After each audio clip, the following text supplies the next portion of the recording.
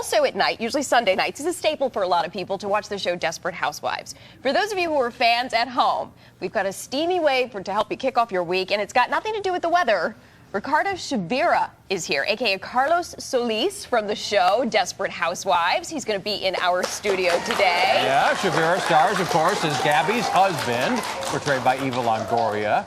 And it's a hit television show. It's a really good show. It is. You know, he's such a ladies' man on the show. And he's got a big part, but he's here to talk about another role that he's playing off-screen in real life as a caregiver to breast cancer patients. Yeah, so I would say he's a ladies' man on and off the screen. Probably so. Good guy all the way around. So they didn't have those big, powerful hair dryers that they have at the Desperate Housewives set, though, Lori. Right, the kind used by Gabrielle Solis. Exactly. Who knows? Our next guest knows what kind of hairdryer Gabrielle Solis uses. He's not a lying, scheming, cheating husband, but he does play one on TV. He's one of the leading men that make up the colorful cast of characters on the hit TV show Desperate Wives. Desperate Housewives? Yes. You know, all these housewife shows are starting to run together. Ricardo Antonio Chavira portrays Carlos Solis, a man that he'll stop at nothing to get what he wants, much like his fellow neighbors on Wisteria Lane. Take a look. You are a gorgeous little girl.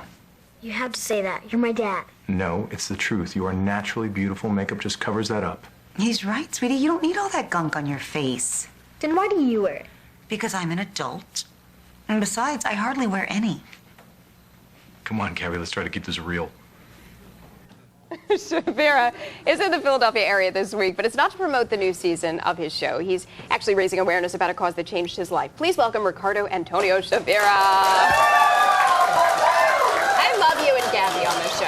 Thank you very much. She's going to be fabulous to work with. Yeah, I mean, it's been a pleasure. You know, season 6, it's just like its own machine. It's changed because you guys are parents now and you're dealing with your children. And I guess there's kind of a theme about your children and wanting them to be healthy because they're a little on the heavier side. That's yeah, it's kind of a... Which is a lot of children these days. Yeah. Well, I mean, healthcare is an important issue out there. And that's actually why I'm here with the wellness community here in Philadelphia. They invited me up here. They're launching their C.A.R.E. campaign, which is Cancer Advocate Resources and Education, and I am their spokesperson. You're their spokesperson. Yes, to launch off this campaign. We taped a PSA earlier that's going to be distributed nationally. They've also got their Caring and Coping workshop series that will be launching soon. They've got a slew of literature and educational resources available. Yeah. And then just an expansive website, online website, which is thewellnesscommunity.org, www.thewellnesscommunity.org. You got that all in 30 seconds. I know, I'm good, I'm good. You know, I love the wellness community. My mother actually has cancer, and I know that your mother had cancer as well. Well, you know, it's interesting, you know, because this is for, the wellness community is specifically geared for helping the caregivers of people with breast cancer. When someone becomes affected with breast cancer, they are a patient of the disease.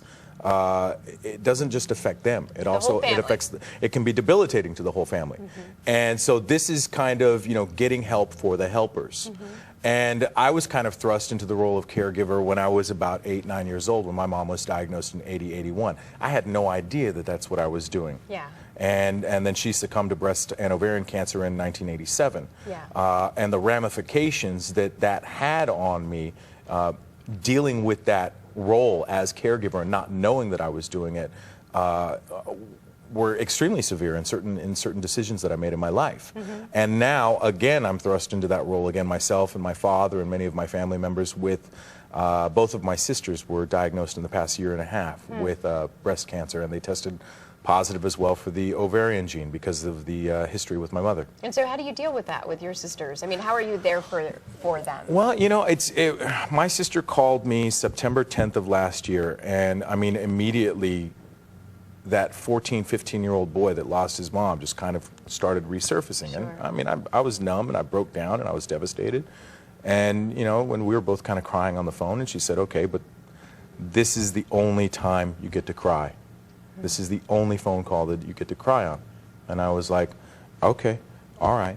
And I said, but, you know, I need to know what's going on with you. I mean, we're a good family. My sisters and I have been kind of our relationships, you know, like any brother and sister, it goes Sure. up. There's ups and downs. Yeah. And this has really brought us closer. You know, the communication process is now so much better, and that's one of the most important things, which all of the resources that the wellness community has to offer. I mean, that's like their #1 priority, is making sure that you're understanding how to communicate in such a way that it's effective and helpful to the person who is dealing with the cancer Yes. and to the people that are helping. Ricardo, thank you so much for being here. worries. Wellness No community, worries. of course, you can get more information on our website, NBCPhiladelphia.com. We're back after this.